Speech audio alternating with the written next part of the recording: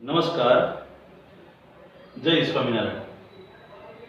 આજે આપણે વિષય સામાજિક વિજ્ઞાન ધોરણ 10 ચેપ્ટર 8 માં આપણે કુદરતી સંસાધનો વિશે અભ્યાસ કરવાનો છે. યાદ રાખજો, કુદરતી સંસાધનો વિશે અભ્યાસ કરવાનો છે, જેમાં આપણે સૌપ્રથમ સંસાધનની વ્યાખ્યા વિશે ચર્ચા કરીશું. તો સંસાધન એટલે શું, યાદ રાખજો. તો એમાં સંસાધનની વ્યાખ્યા છે ને 3 લક્ષણોમાં વ્યાખ્યા છે. સાંભળજો. પહેલી વ્યાખ્યા શું બનશે? જે વસ્તુ પર માનવી આશ્રિત હોય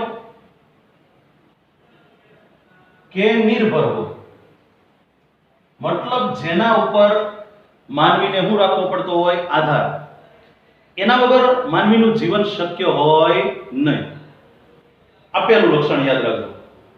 બીજું લક્ષણ, જેનાથી માનવીની જરૂરિયાતો સંતોષાતી હોય.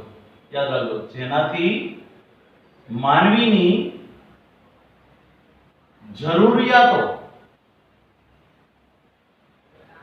સંતોષાતી હોય, તેમજ તેનો ઉપયોગ કરવાની માનવી પાસે ઉપયોગ અથવા ઉપભોગ કરવાની, યાદ રાખજો, તેનો ઉપભોગ કરવાની માનવી પાસે શારીરિક કે બૌદ્ધિક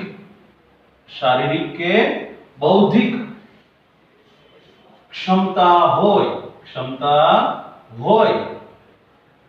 તેને સંસાધન કહેવામાં આવે છે. સમજો આખી વ્યાખ્યા. શું કીધું? કે જે વસ્તુ પર માનવી આશ્રિત હોય કે નિર્ભર હોય, જેનાથી માનવીની જરૂરિયાતો સંતોષાતી હોય, મતલબ એનાથી આપણું તમામ જરૂરિયાતો સંતોષાઈ જતી હોય, અને એનો ઉપભોગ એટલે કે ઉપયોગ કરવાની માનવી પાસે શારીરિક અને બૌદ્ધિક ક્ષમતા હોય તેવી કોઈ પણ વસ્તુ આપણા માટે સંસાધન કહેવાય. અત્યારની દ્રષ્ટિએ તમને ઉદાહરણ આપું.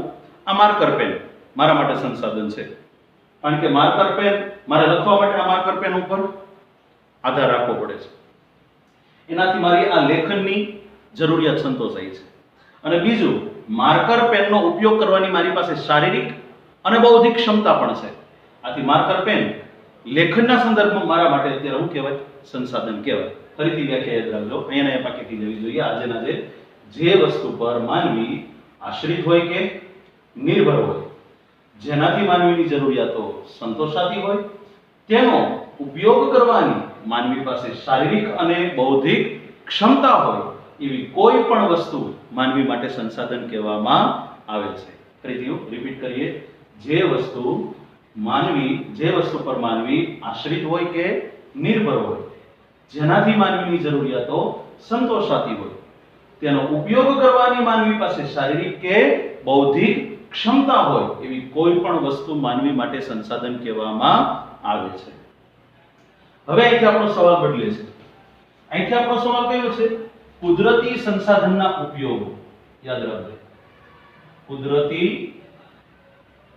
સંસાધનના ઉપયોગો. ચલો, એમાં પહેલું ટાઇટલ આપણે પ્રસ્તાવના આપવાનું છે.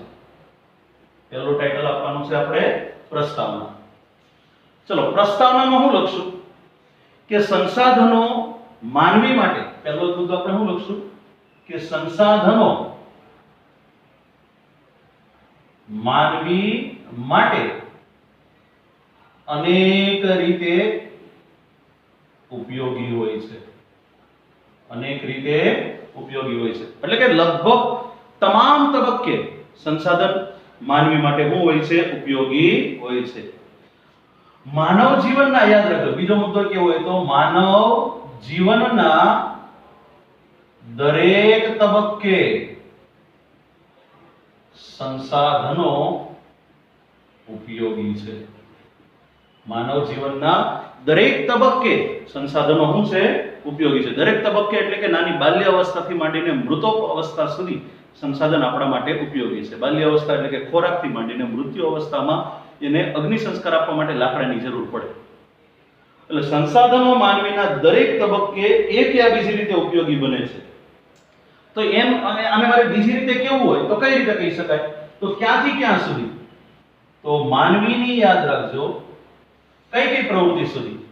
ખેતીથી શરૂ કરી ઉદ્યોગો સુધીની દરેક પ્રવૃત્તિમાં પ્રત્યક્ષ કે પરોક્ષ રીતે સંસાધનો ઉપયોગી છે. યાદ રાખજો, માનવીની કઈ પ્રવૃત્તિથી કઈ પ્રવૃત્તિ? તો ખેતીથી માંડીને ઉદ્યોગ સુધીની દરેક પ્રવૃત્તિમાં, ખેતીથી માંડીને ઉદ્યોગો સુધીની દરેક પ્રવૃત્તિમાં પ્રત્યક્ષ એટલે કે સીધી રીતે અને પરોક્ષ એટલે આડકતરી રીતે સંસાધનો ઉપયોગ છે. ઉદાહરણ તરીકે ખેતીમાં જમીન, બીજ, પાણી માટે વરસાદ, એવી જ રીતે ઉદ્યોગોમાં કાચો મટીરીયલ પણ ખેતીમાંથી મળે. એટલે તમામ પ્રવૃત્તિ યાદ રાખજો, શરૂઆતથી માંડીને અંત સુધીની તમામ પ્રવૃત્તિઓ પ્રત્યક્ષ કે પરોક્ષ રીતે ખેતી પર સંસાધનો પર આધાર રાખે છે. ચલો, કુદરતી સંસાધનના ઉપયોગોમાં આપણે પ્રસ્તાવનામાં શું લખશું કે સંસાધનો માનવી માટે અનેક રીતે ઉપયોગી હોય છે. માનવ જીવનના દરેક તબક્કે સંસાધનો ઉપયોગી છે. માનવી ખેતીથી માંડીને ઉદ્યોગ સુધીની દરેક પ્રવૃત્તિમાં પ્રત્યક્ષ કે પરોક્ષ રીતે સંસાધનોમાં ઉપયોગી બને છે. ચલો, આટલી વિગત આપણે શેમાં લખશું? પ્રસ્તાવનામાં. ત્યાર પછી આગળનો મુદ્દો જોઈએ, કઈ ત્રણ રીતે ઉપયોગી બને સંસાધન. ચલો, પહેલી કઈ રીત છે? સંસાધનો ખોરાક તરીકે ઉપયોગી.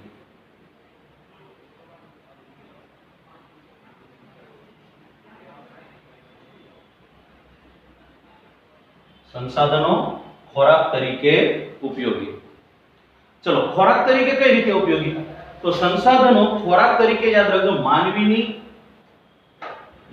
માનવીની ખોરાકની જરૂરિયાત કુદરતી સંસાધનોમાંથી જ પૂર્ણ થાય છે. યાદ રાખજો, મોટે ભાગે શાકાહારી પ્રાણીઓમાં અથવા શાકાહારી લોકોમાં ખોરાકની જરૂરિયાત પૂરી કરવા માટે, શાકાહારીની મારી દ્રષ્ટિએ કહેવું તો માંસાહારી લોકોને પણ ખોરાક માટે તો કુદરતી સંસાધન ઉપર જ રાખવો પડે છે, આધાર રાખવો પડે છે. એક્ઝામ્પલ તરીકે એક્ઝામ્પલ દ્વારા સમજીએ આપણે કઈ રીતે આપણે ખોરાક માટે આપણે કુદરતી સંસાધન ઉપર આધાર રાખવો પડે છે. તો એમાં પહેલો જ મુદ્દો જોઈએ, યાદ રાખજો, વનસ્પતિ દ્વારા મળતા ફળો.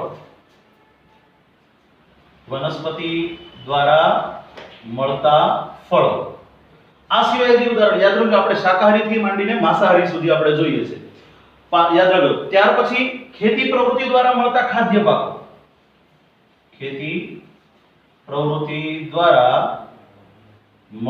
કેવા પાકો? ખાદ્ય પાકો. હવે ખાદ્ય પાકોમાં ત્રણેય પાક આવી જાય: અનાજ, કઠોળ, શાકભાજી, હજી લેવું હોય તો ફળ ફળાદી, તમામ બાબતો આવી જાય. તમે અવલોકન કરો, આ લગભગ તમામ શાકાહારી લોકોનો ખોરાક છે, જે આપણને કઈ પ્રવૃત્તિ દ્વારા મળ્યો? ખેતી પ્રવૃત્તિ દ્વારા મળ્યો. ચલો, પહેલું કીધું વનસ્પતિ દ્વારા મળતા ફળો, બીજું કીધું ખેતી પ્રવૃત્તિ દ્વારા મળતા ખાદ્ય પાકો. ત્યાર પછી આગળ કહીએ પ્રાણીઓ દ્વારા આપણને કઈ પેદાશો મળે.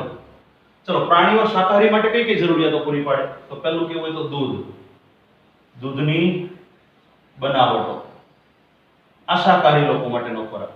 ત્યાર પછી આગળ કેવું હોય તો માંસ, એ માંસાહારી લોકોનો ખોરાક. ત્યાર પછી જે આગળ કેવું હોય, યાદ રાખજો, દૂધની બનાવટો, માંસ. આ સિવાય યાદ રાખજો, દરિયામાંથી મળતા માછલા કે જળચર જીવો, એ પણ માંસાહારી લોકોનો ખોરાક છે. એ પણ આપણને કુદરતી સંસાધન દ્વારા જ મળ્યો છે એમ કેવું હોય તો પણ કહી શકાય. અને છેલ્લો મુદ્દો, મધમાખી દ્વારા મળતું મધ, જેને આપણે ઔષધીય ગુણથી અને આપણે ઉપયોગમાં લઈએ છીએ. એટલે ખોરાકમાં આપણે ટાઇટલ શું આપ્યું છે? સંસાધન આપણને શેના તરીકે ઉપયોગી? ખોરાક તરીકે. ચલો પહેલો મુદ્દો આપણે શું લખશું એમાં? કે સંસાધનો માનવીની ખોરાકની લગભગ તમામ પ્રકારની જરૂરિયાત પૂરી કરે છે, ચાહે શાકાહારી સ્વરૂપે કે માંસાહારી સ્વરૂપે. તો એમાં એક્ઝામ્પલ તરીકે કેવું હોય તો આમાં મેં આપ્યા એટલા જ આપવા જરૂરી નથી, કોઈ પણ 3 એક્ઝામ્પલ આપો તોય ચાલે. એક્ઝામ્પલ તરીકે વનસ્પતિ દ્વારા મળતા ફળો, તો એમાં વનસ્પતિ કયું સંસાધન થયું? કુદરતી સંસાધન. ખેતી પ્રવૃત્તિ દ્વારા મળતા ખાદ્ય પાક, ફોર એક્ઝામ્પલ તરીકે અનાજ, કઠોળ, શાકભાજી વગેરે, તો એમાં ખેતી બધા શેના ઉપર આપણે કરીએ છીએ? જમીન ઉપર. જમીનમાં ખેતી કરવા માટે પાણી જોઈએ છે, તો જમીન, પાણી એ કેવું સંસાધન થયું? કુદરતી સંસાધન. પાલતુ પ્રાણીઓ દ્વારા મળતી દૂધ અને દૂધની બનાવટો, તેમજ માંસાહારી ખોરાક માટે મળતું માંસ, તો એ શાકાહારી અને માંસાહારી લોકોને ખોરાક માટે પ્રાણીઓ ઉપર આધાર રાખવો પડ્યો, તો પ્રાણી એ કેવું સંસાધન થયું? કુદરતી સંસાધન થયું. દરિયામાંથી મળતા માછલા અને જળચર જીવો, એ પણ માંસાહારી લોકોનો ખોરાક છે, તો એ દરિયો કેવું સંસાધન થયું? કુદરતી સંસાધન. અને મધમાખી દ્વારા મળતું મધ, એ પણ એક કુદરતી સંસાધન જ છે. તો આ પહેલો મુદ્દો પૂરો થયો, સંસાધનો ખોરાક તરીકે ઉપયોગી. ટૂંકમાં ફરીથી સમજાવી દો, માનવીની ખોરાકની જરૂરિયાત આપણને કુદરતી સંસાધનમાંથી પૂર્ણ થાય છે. એક્ઝામ્પલ તરીકે વનસ્પતિ દ્વારા મળતા ફળો, ખેતી પ્રવૃત્તિ દ્વારા મળતા ખાદ્ય પાકો, એક્ઝામ્પલ તરીકે અનાજ, કઠોળ, શાકભાજી, પ્રાણીઓ દ્વારા મળતા દૂધ અને દૂધની બનાવટો, માંસ, દરિયામાંથી મળતા માછલા, જળચર જીવો, અને મધમાખી દ્વારા મળતું મધ, એ આપણી ખોરાકની જરૂરિયાત પ્રત્યક્ષ કે પરોક્ષ રીતે પૂર્ણ કરે છે. ચલો ત્યારબાદ બીજું એક્ઝામ્પલ આપણે સમજવાનું છે. સંસાધન શેના તરીકે ઉપયોગી? સંસાધન કાચા માલના સ્ત્રોત તરીકે. યાદ રાખજો, સંસાધન કાચા માલના સ્ત્રોત તરીકે. બીજું એક્ઝામ્પલ છે સંસાધન કાચા માલના સ્ત્રોત તરીકે ઉપયોગી છે. કાચો માલ એટલે ખબર પડે ને? કોઈ પણ વસ્તુ તૈયાર કરવા માટે જરૂરી મટીરીયલ, એટલે કયો માલ કહેવાય? કાચો માલ. ઉદાહરણ તરીકે મારે કાપડ તૈયાર કરવું છે, તો કાચો મટીરીયલ શું જશે? રૂ. આવી જ રીતે તમામ તૈયાર વસ્તુ માટે વપરાતું પ્રાથમિક ચીજ વસ્તુ, એને આપણે કાચો માલ કહી શકીએ. તો તમામ કાચા માલની જરૂરિયાત પણ યાદ રાખજો પ્રત્યક્ષ કે પરોક્ષ રીતે આપણને કુદરતી સંસાધન પૂરું પાડે છે. યાદ રાખજો. તો એમાં પણ એક્ઝામ્પલ યાદ રાખજો. પહેલું એક્ઝામ્પલ મારે એમાં કેવું હોય તો જંગલોમાંથી મળતી, પહેલું એક્ઝામ્પલ યાદ રાખજો, જંગલોમાંથી મળતી આર્થિક દ્રષ્ટિએ ઉપયોગી એવી અનેક પેદાશો. આર્થિક દ્રષ્ટિએ ઉપયોગી એવી અનેક પેદાશો. ચલો આ 9મા ધોરણમાં તમે ભણી ગયા છો જંગલોનું આર્થિક અને પર્યાવરણીય મહત્વ. તો જંગલમાંથી આપણને અસંખ્ય એવી પેદાશો મળે છે કે જે અનેક કાચા માલનો જરૂરિયાત પૂરી પાડે છે. ઉદાહરણ તરીકે તમારે ટર્પેન્ટાઇન બનાવવું છે, તો યાદ રાખજો ચીડનો રસ જોઈશે. એવી રીતે વાંસમાંથી ટોપલા, ટોપલી, આવા તો તમે અસંખ્ય એક્ઝામ્પલ લખી શકો. તો જંગલોમાંથી મળતી આર્થિક એટલે કે નાણાંની દ્રષ્ટિએ મહત્વની અનેક પેદાશો ઉદ્યોગોનો કાચો માલ પૂરો પાડે છે. ત્યાર પછી યાદ રાખજો ખેતીમાંથી પ્રાપ્ત થતા અનેક ખાદ્ય પાકો. ખેતીમાંથી પ્રાપ્ત થતા અનેક કેવા પાકો? ખાદ્ય પાકો. ઉદાહરણ તરીકે મગફળી, મગફળીમાંથી આપણે શું બનાવીએ છીએ? સિંગ તેલ. આવા તો ખેતીના બીજા ઉદાહરણો પણ તમે લખી શકો. યાદ રાખજો ખેતીમાંથી મળતા અનેક ખાદ્ય પાકો. ઉદાહરણ તરીકે મકાઈમાંથી આપણે કોર્નફ્લોર બને, પછી મકાઈના પૌવા બને. તો આવું તો અનેક ઉદાહરણ લખી શકો. અનેક ઉદ્યોગોનો એ શું છે? કાચો માલ છે. બીજું એક્ઝામ્પલ હું યાદ રાખજો ખેતીમાંથી પ્રાપ્ત થતા ખાદ્ય પાકો. ત્યાર પછી ત્રીજું ઉદાહરણ, પાલતુ પ્રાણીઓ દ્વારા મળતી કઈ કઈ પેદાશો ઉદ્યોગો માટેનો કાચો માલ છે? પાલતુ પ્રાણીઓ દ્વારા મળતી કઈ કઈ પેદાશો યાદ રાખજો. પાલતુ પ્રાણીઓ દ્વારા મળતી પેદાશો, તો પહેલું કેવું હોય તો દૂધ અને દૂધની બનાવટો. ત્યાર પછી આગળ કેવું હોય તો એનું માંસ. ત્યાર પછી એનું ચામડું. અને હજે કેવું હોય તો એનું ઊન. યાદ રાખજો, દૂધ અને દૂધની બનાવટો દ્વારા ડેરી ઉદ્યોગ વિકસ્યો. માંસ એ માંસાહારી પેદાશો માટેને અનેક રેસ્ટોરન્ટો ચાલે છે. ઉદાહરણ કેવું હોય તો KFC. ચામડામાંથી ચર્મ ઉદ્યોગ વિકસ્યો અને ઊનમાંથી ગરમ વસ્ત્ર બનાવવાનો ઉદ્યોગ વિકસ્યો છે. એટલે યાદ રાખજો, ત્રીજો ઉદાહરણ કયો યાદ રાખશો? પાલતુ પ્રાણીઓ દ્વારા મળતું દૂધ, દૂધની બનાવટો, માંસ, ચામડું, ઊન વગેરે એ પણ આપણે કુદરતી સંસાધનોમાંથી પ્રાપ્ત કરીએ છીએ.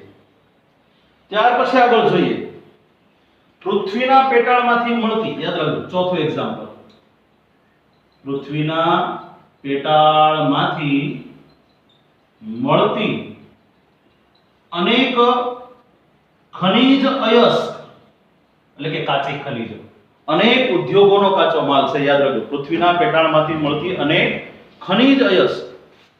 ખનિજ અયસ્ક એટલે અયસ્ક શબ્દ શા માટે વપરાય? કે જે ખનિજનું કાચું કે અશુદ્ધ સ્વરૂપ હોય ને એના માટે અયસ્ક શબ્દ વપરાય. તો આપણા પૃથ્વીના પેટાળમાંથી અસંખ્ય ખનિજો મળે છે, તો એ પણ અનેક ઉદ્યોગોનો શું છે? કાચો માલ.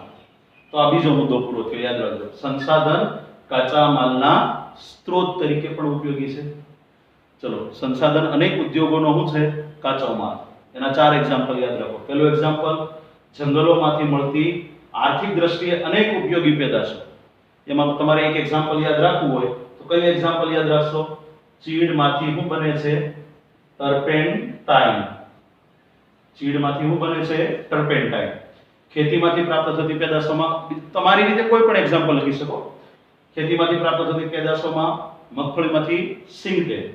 પાલતુ પ્રાણી દ્વારા મળતી 4 પેદાશો છે. એક્ઝામ્પલ તરીકે દૂધ, દૂધની બનાવટ, માંસ, ચામડું, ઊન. દૂધ અને દૂધની બનાવટમાંથી ડેરી ઉદ્યોગ, માંસમાંથી માંસાહારી પેદાશો, ચામડામાંથી ચર્મ ઉદ્યોગ, ઊનમાંથી ગરમ વસ્ત્ર ઉદ્યોગ અને પૃથ્વીના પેટાળમાંથી મળતી અનેક ખનિજ અયસ્ક. ખનિજ એટલે કે પૃથ્વીના પેટાળમાંથી મળતી અશુદ્ધ ખનિજો કે જે અનેક ઉદ્યોગોનો શું છે? કાચો માલ છે. તો સંસાધનના, કુદરતી સંસાધનમાં બીજો ઉપયોગ હું યાદ રાખશો? સંસાધન કાચા માલના સ્ત્રોત તરીકે પણ આપણને ઉપયોગી છે. ચલો, ત્રીજો મુદ્દો જોઈએ. ત્રીજો મુદ્દો મારે કેવો હોય? ત્રીજો મુદ્દો છે ને સંસાધન, યાદ રાખજો, ત્રીજો મુદ્દામાં કેવું હોય તો સંસાધન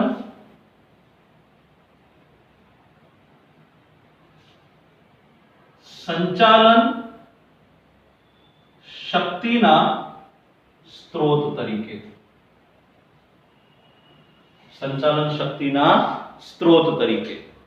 યાદ રાખજો, સંચાલન શક્તિ એટલે કોઈ પણ ઉદ્યોગોના યંત્રોને ચલાવવા માટે ઉપયોગી શક્તિ, એટલે કે જેને આપણે ઊર્જા સ્ત્રોત કહીએ. એટલે આને બીજા શબ્દોમાં તમારે કહેવું હોય તો સંચાલન શક્તિની જગ્યાએ ઊર્જા સ્ત્રોત લખવું હોય તો પણ લખી શકો. એટલે કુદરતી સંસાધન આપણને ઊર્જા સ્ત્રોત પૂરા પાડે છે. ચલો, આપણને પૃથ્વીના પેટાળમાંથી 2 પ્રકારના કુદરતી સંસાધનો મળે છે. યાદ રાખજો, પૃથ્વીના પેટાળમાંથી 2 પ્રકારના કુદરતી સંસાધન મળે છે. એક પુનઃ પ્રાપ્ય અને બીજું છે પુનઃ અપ્રાપ્ય. પુનઃ પ્રાપ્ય એટલે આને બીજી ભાષામાં કેવું હોય તો નવીનીકરણ કહેવાય અને પુનઃ અપ્રાપ્યને મારે બીજી ભાષામાં કેવું હોય તો અનવીનીકરણ કહેવાય. મતલબ એક વખત ઉપયોગમાં લીધા પછી આપમેળે જો આપણને મળી જતા હોય ને તો એને આપણે પુનઃ પ્રાપ્ય કહેશું. પણ એક વખત ઉપયોગ કર્યા પછી નજીકના ભવિષ્યમાં આપમેળે આપણને મળવાના નથી તો એને આપણે પુનઃ અપ્રાપ્ય કહેશું. પણ બંને આપણને કુદરતી રીતે જ મળે છે. ચલો, આપણે એમાં સૌપ્રથમ પુનઃ અપ્રાપ્યનું એક્ઝામ્પલ લઈએ તો ઉદાહરણ તરીકે પહેલું કોલસો, બીજું છે ખનિજ તેલ. યાદ રાખજો, કોલસો, ખનિજ તેલ. ત્રીજું કેવું હોય તો કુદરતી વાયુ. ત્રીજું કેવું હોય તો કુદરતી વાયુ. ચોથું કેવું હોય તો બળતણ માટેનું લાકડું. બળતણ માટેનું લાકડું અને અણુમય ખનિજ એટલે કે યુરેનિયમ અને થોરિયમ. આ બધા સંસાધનો તમે અવલોકન કરો તો બધા સંસાધનો યાદ રાખજો આ બધા સંસાધનો પુનઃ અપ્રાપ્ય છે. મતલબ એક વખત ઉપયોગમાં લીધા પછી આપણને ટૂંક સમયમાં ફરીથી મળવાના નથી. એટલે આ બધા જ સંસાધનો યાદ રાખજો કેવા છે? પુનઃ અપ્રાપ્ય. પણ તમે અવલોકન કરો, કોલસો, ખનિજ તેલ, કુદરતી વાયુ, બળતણ માટેનું લાકડું, યુરેનિયમ કે થોરિયમ એ આપણે બનાવ્યા નહીં, આપણે બનાવ્યા નથી. એ કુદરતી રીતે જ બનેલા છે. યાદ રાખજો કેવી રીતે બનેલા છે? કુદરતી રીતે. તો એ સંચાલન શક્તિ તરીકે પણ કહેવાય, મતલબ ઉર્જા સ્ત્રોત તરીકે પણ કહી શકાય. હવે આપણે જોઈએ પુનઃ અપ્રાપ્ય તરીકે. યાદ રાખજો, સોરી, પુનઃ પ્રાપ્ય તરીકે. પુનઃ પ્રાપ્ય એટલે ફરીથી કહી દઉં છું કે એક વખત ઉપયોગમાં લીધા પછી નજીકના ભવિષ્યમાં આપમેળે જ આપણને પ્રાપ્ય બનતા હોય તો એને કેવા કહેશું? પુનઃ પ્રાપ્ય. તો પુનઃ પ્રાપ્ય એવા કયા કયા સંસાધન યાદ રાખશો? તો એવા સંસાધન મારે કેવા હોય? તો પહેલું કેવું હોય? તો સૌર ઉર્જા. યાદ રાખજો, સૌર ઉર્જા, પવન ઉર્જા, ભરતી ઉર્જા, પવન ઉર્જા, ભરતી ઉર્જા, ભૂતાપીય શક્તિ, ભૂતાપીય શક્તિ, બાયોગેસ અને જળ ઉર્જા. આ બધા પુનઃ પ્રાપ્ય છે. ચલો, સૌર ઉર્જા એટલે સૂર્યની ગરમીમાંથી મળતી ઉર્જા એટલે કઈ ઉર્જા કહેશું? સૌર ઉર્જા. પવનની ગતિ દ્વારા મળતી ઉર્જા એટલે કઈ ઉર્જા? પવન ઉર્જા. ભરતી શક્તિ એટલે શું? સૂર્ય અને ચંદ્રના આકર્ષણ બળને કારણે સમુદ્રમાં ભરતી એટલે દરિયાનું પાણી કિનારા તરફ આવે અને કિનારાનું પાણી અંદરની તરફ જવું એને આપણે વોટ કહીએ. આ કુદરતી રીતે જ થાય છે. અને એની ગતિનો ઉપયોગ કરીને જે ઉર્જા મેળવવામાં આવે એને કઈ ઉર્જા કહેવાય? ભરતી ઉર્જા. ભૂતાપીય શક્તિ એટલે શું? તમે 8મા 9મા ધોરણથી ભણતા હો છો કે આપણી પૃથ્વીનો ગોળો છે એ સૂર્યમાંથી છૂટો પડેલો છે. અને છૂટો પડ્યો ને ત્યારે યાદ રાખજો એક અગન ગોળો હતો અને વર્ષો પછી માત્ર એનું ઉપરનું સ્તર જ ઠર્યું છે. હજી નીચેનું સ્તર તો લાવાની જેમ ધગધગે છે. તો એની ગરમી યાદ રાખજો, તમે ઘણી જગ્યાએ ઓટોમેટિકલી તમે કેટલીક જગ્યાએ આવું જોયું હશે કે ગરમ પાણીના ફુવારા નીકળતા હોય અથવા તો ઝરા વહેતા હોય. આ કોઈ ચમત્કાર નથી, યાદ રાખજો. એ પાણી આ પૃથ્વીના પેટાળમાં રહેલી ગરમીમાંથી પસાર થાય છે અને એ પસાર થયેલું જે પાણી છે એ ગરમીનો ઉપયોગ કરીને જે આપણને ઉર્જા મળે ને એ ઉર્જા એટલે કઈ ઉર્જા કહેવાય? ભૂતાપીય શક્તિ. બાયોગેસ એટલે શું? તો બાયોગેસ એ પણ કુદરત. ગામડાના અત્યારે કેમ આપણે ગેસ સ્ટોવ દ્વારા ઉર્જા મેળવીએ છીએ? ગામડામાં પહેલા બાયોગેસની સિસ્ટમ હતી. ગામડામાં મોટે ભાગે પશુપાલન કરતા હોય એટલે પ્રાણીઓના છાણ, મળમૂત્ર બધું સરળતાથી મળી જાય અને એનો ઉપયોગ કરી એ છાણ, મળમૂત્ર કોહડાવીને એક ટાંકામાં કેવડાવે એટલે એ કોહવે એટલે રાસાયણિક પ્રક્રિયા થાય, જૈવ રાસાયણિક પ્રક્રિયા, અને એના દ્વારા એક વાયુ છૂટો પડે છે મિથેન, CH4, અને એને નળી માટે સીધો જ પેલા ગેસ સ્ટવની સાથે જોડવામાં આવતો. પણ એમાં તકલીફ એ થતી જ્યાં સુધી એ ગેસ ખાલી ન થાય ત્યાં સુધી અંદરનો કચરો ન કાઢી શકાતો. પણ હવે આધુનિક બાયોગેસ પ્લાન્ટ વિકસાવવામાં આવ્યો. એ જે એકઠો થયેલો ખાડામાં એકઠો થયેલો વાયુ છે ને એક બોટલમાં ભરી દેવામાં આવે છે અને બોટલને કોની સાથે જોડવામાં આવે છે? ગેસ સ્ટવ સાથે. ત્યાં સુધીમાં કચરો કાઢી નાખે, પાછો નવો કચરો નાખે, નવો કચરો પોહવાય ત્યાં સુધીમાં ઓલી બોટલ ખાલી થઈ ગઈ હોય, પાછી ભરી લે, એટલે કન્ટિન્યુટી જળવાઈ રહી છે. આવી રીતે 1 રૂપિયાના ખર્ચે ગામડાના લોકો લાકડું કાપ્યા વગર રસોઈ કરી શકશે. જળ ઉર્જા. જળ ઉર્જા એટલે આપણે કુદરતી રીતે તમે જળ ઉર્જા પણ મેળવાય છે ને કૃત્રિમ રીતે મેળવાય.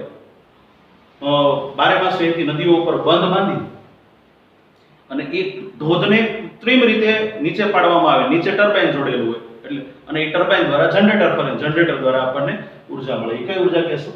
જળ ઉર્જા. પણ તમે અવલોકન કરો, આ બધા ઉર્જા સ્ત્રોત છે ને આપણને અખૂટ રીતે મળવાના છે.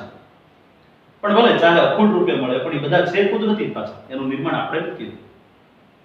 તો યાદ રાખજો, આ બીજો મુદ્દો થયો. સંસાધન સંચાલન શક્તિના સ્ત્રોત તરીકે પણ ઉપયોગી છે. તો સંચાલન શક્તિના સ્ત્રોત બે છે, પુનઃ પ્રાપ્ય અને પુનઃ અપ્રાપ્ય. તો પુનઃ અપ્રાપ્ય ઉર્જા સ્ત્રોત કયા કયા છે? કોલસો, ખનિજ તેલ, કુદરતી વાયુ, બળતણ માટેનું લાકડું, યુરેનિયમ અને થોરિયમ. પુનઃ પ્રાપ્ય ઉર્જા સ્ત્રોત કયા છે? તો સૌર ઉર્જા, પવન ઉર્જા, ભરતી ઉર્જા, ભૂતાપીય શક્તિ, બાયોગેસ અને જળ ઉર્જા. તો આખો અહીંયા સવાલ પૂરો થયો. આ કયો સવાલ પૂરો થયો? સંસાધન એટલે શું, કુદરતી સંસાધનના ઉપયોગો. તો એમાં પહેલા વ્યાખ્યા લખવાની છે, પછી બીજો ટાઇટલ આવશે પ્રસ્તાવના, ત્રીજું ટાઇટલ આવશે સંસાધનો ખોરાક તરીકે ઉપયોગી. ચોથું ટાઇટલ આવશે સંસાધન કાચા માલના સ્ત્રોત તરીકે ઉપયોગી. અને પાંચમું ટાઇટલ આવશે સંસાધન સંચાલન શક્તિના સ્ત્રોત તરીકે ઉપયોગી. તો આટલો સવાલ લખો ને ત્યારે તમને 3 ગુણ મળે. આખો સવાલ આ રીતે પૂછાશે. ફરીથી યાદ રાખજો, સંસાધન એટલે શું? કુદરતી સંસાધનના ઉપયોગો જણાવો. ત્યાર પછી હવે આગળ વધીએ. આ રીતનો એક સવાલ પૂછાય છે. આ સવાલ મોટો છે એટલે આખો સવાલ હું તમને પૂરો નહીં કરી શકું, પણ એનો એક ભાગ પૂરો થશે. સંસાધનોના પ્રકાર જણાવો. ઘણી વખત આ સવાલ તમને અલગ રીતે પૂછે. સંસાધનોનું વર્ગીકરણ કરો.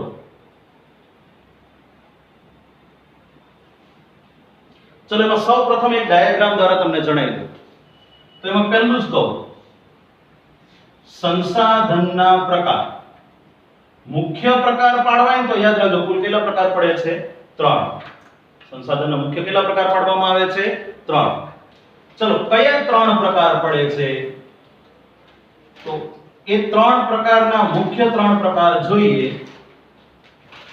ચલો એમાં પહેલો પ્રકાર છે માલિકીને આધારે સંસાધનના પ્રકાર. માલિકીને આધારે સંસાધનના પ્રકાર. બીજો પ્રકાર છે વિતરણ ક્ષેત્રને આધારે. વિતરણ ક્ષેત્રને આધારે સંસાધનના પ્રકાર. અને ત્રીજો પ્રકાર છે પુનઃ પ્રાપ્યતાના આધારે. પુનઃ પ્રાપ્યતાના આધારે. એમાં માલિકીને આધારે છે ને એના કુલ 3 પ્રકાર પડે છે. વિતરણ ક્ષેત્રને આધારે એના છે ને કુલ 4 પ્રકાર પડે છે. અને પુનઃ પ્રાપ્યતાને આધારે એના કુલ 2 પ્રકાર પડે છે. યાદ રાખજો, પુનઃ પ્રાપ્યતાને આધારે એના કુલ 2 પ્રકાર પડે છે. ચલો માલિકીને આધારે એના કયા 3 પ્રકાર છે? માલિકીને આધારે એના કુલ 3 પ્રકાર. તો માલિકીને આધારે એના કુલ 3 પ્રકાર પડવા ને તો મને આ 3 પ્રકાર છે. વ્યક્તિગત સંસાધન, ત્યાર પછી આગળ કેવું હોય તો રાષ્ટ્રીય સંસાધન, અને ત્રીજું કેવું હોય તો વૈશ્વિક સંસાધન. યાદ રાખજો કયા 3 પ્રકાર પડ્યા? વ્યક્તિગત સંસાધન, રાષ્ટ્રીય સંસાધન અને વૈશ્વિક સંસાધન. ચલો વિતરણ ક્ષેત્રને આધારે કેટલા પ્રકાર પાડવામાં આવે છે? કુલ 4 પ્રકાર પાડવામાં આવે છે. વિતરણ ક્ષેત્રને આધારે કુલ 4 પ્રકાર પાડવામાં આવે છે. એમાં કયો પ્રકાર પાડવામાં આવ્યો? પહેલો સર્વ સુલભ સંસાધન. બીજો પ્રકાર પાડવામાં આવ્યો છે સામાન્ય સુલભ સંસાધન. ત્રીજો પ્રકાર પાડવામાં આવ્યો છે વિરલ સંસાધન. અને ચોથો પ્રકાર પાડવામાં આવ્યો છે એકલ સંસાધન. ચલો યાદ રાખજો, વિતરણ ક્ષેત્રને આધારે કુલ કેટલા પ્રકાર પડે છે? 4. સર્વસુલભ સંસાધન, સામાન્ય સુલભ સંસાધન, વિરલ સંસાધન અને એકલ સંસાધન. ચલો પુનઃ પ્રાપ્યતાને આધારે પાછા કેટલા પ્રકાર પડે છે? 2. પુનઃ પ્રાપ્યતાને આધારે 2 પ્રકાર પડે છે.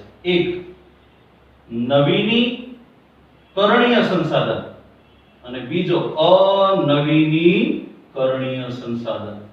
એક નવીનીકરણીય સંસાધન અને બીજો અનવીનીકરણીય. તો આખો ડાયાગ્રામ થયો. એમાં મારે માત્ર તમને આજે આટલું ભણાવવું છે, માલિકીને આધારે પ્રકાર. સવાલ તમારે આ રીતે જ બનાવવાનો છે. યાદ રાખજો, પહેલો આખો ડાયાગ્રામ બનાવવાનો છે, બરાબર? ત્યાર પછી આને આપણે પ્રકાર વર્ણવવાના છે. ચલો એમાં હું તમને વ્યક્તિગત સંસાધન, આમાં છે ને વ્યાખ્યાઓ નવનિત્ય ચોપડીમાં બરાબર આપી નથી. હું આ જે વ્યાખ્યા લખું ની ખાસ ધ્યાન રાખજો. ચલો એમાં મારે પહેલો પ્રકાર વ્યક્તિગત સંસાધન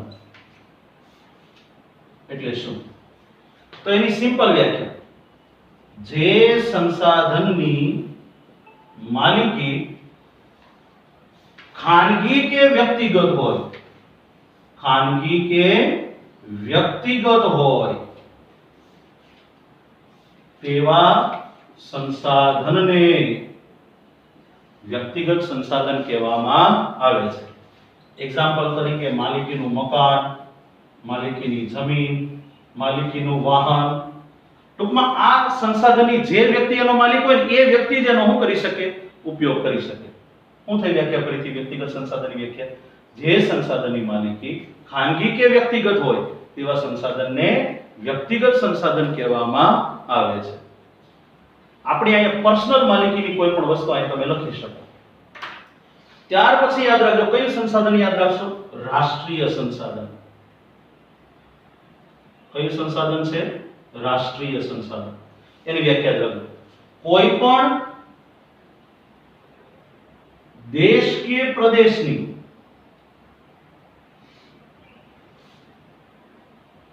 સાર્વજનિક સંપત્તિ કે જેનો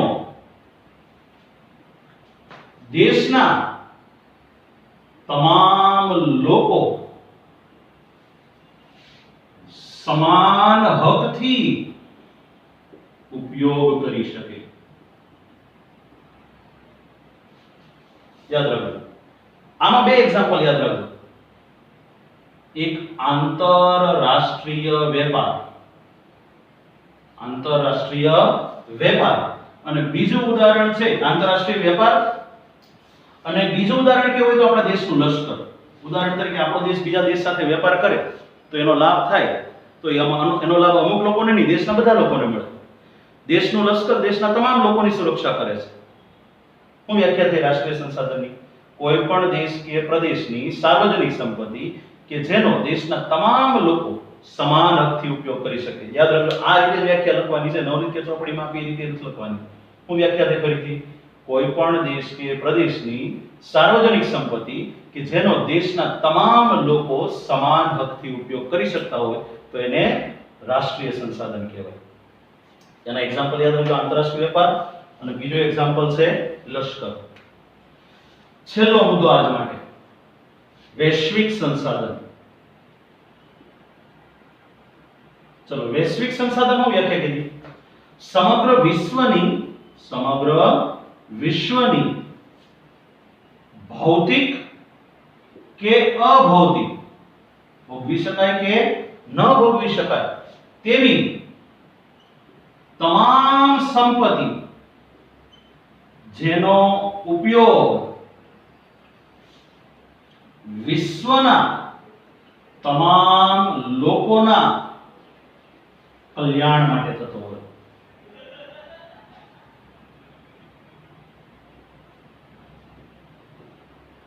તેવા સંસાધનને કયું સંસાધન કહેવાય છે?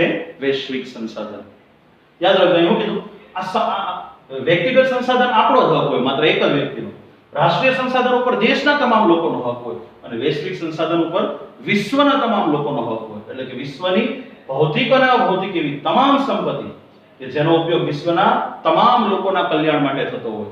તો એના માટે એક્ઝામ્પલ હું યાદ રાખજો. વિશ્વના રાષ્ટ્રોની સહિયારી સંપત્તિ. પણ આના માટે કરતા પણ બેસ્ટ એક્ઝામ્પલ આપું જે નવનીત ચોપડીમાં નથી, એક આ લખી શકો. WHO, UN, યુનેસ્કો, આ બધા એક્ઝામ્પલ તમે લખી શકો. ફરીથી યાદ રાખજો, WHO વિશ્વના તમામ લોકોના આરોગ્ય માટે કામ કરે. UN દુનિયામાં તમામ લોકોને શાંતિ જળવાય એ માટે કામ કરે. યુનેસ્કો સાંસ્કૃતિક, સામાજિક કે આવા ક્ષેત્રોમાં દરેક દેશો વિકાસ કરે એ માટે કામ કરે છે. હું વ્યાખ્યા થઈ વૈશ્વિક સંસાધનની સમગ્ર વિશ્વની ભૌતિક અને અભૌતિક એવી તમામ સંપત્તિ કે જેનો ઉપયોગ વિશ્વના તમામ લોકોના કલ્યાણ માટે થતો હોય તો એવા સંસાધનને વૈશ્વિક સંસાધન કહેવાય છે. એક્ઝામ્પલ તરીકે વિશ્વના રાષ્ટ્રોની સહિયારી સંપત્તિ WHO, UN,